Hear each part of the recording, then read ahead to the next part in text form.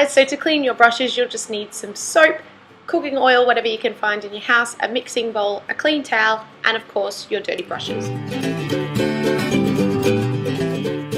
So when I clean my brushes, I like to do it at the kitchen sink because the house I'm in at the moment has heaps of sink space. So I start by laying out the towel on one side, and then in my mixing bowl I just put in equal parts oil and soap, and all you do is pick up your brush. I like to wet it beforehand and then just dip it into the oil and soap, and all you do is really rub it around the palm of your hand, as you'll see me do, and it basically just cleans it for you. Like, you really don't need to do anything at all.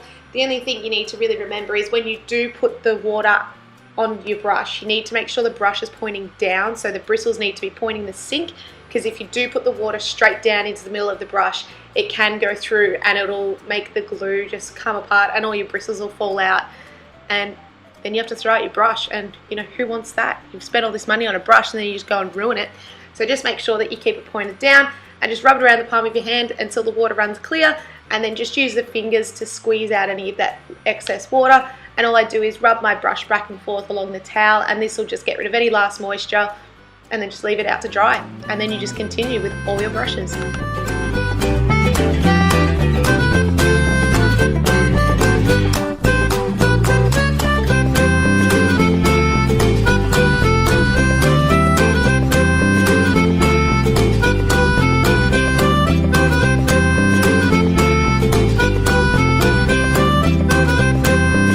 I have quite a few eyeshadow brushes that are a lot smaller than the rest, so I like to sometimes grab 2 or 3 at a time for the really little ones, and you can just do this process with 2 at a time or 3 at a time like I'm doing right now, just to really speed it up a little bit more.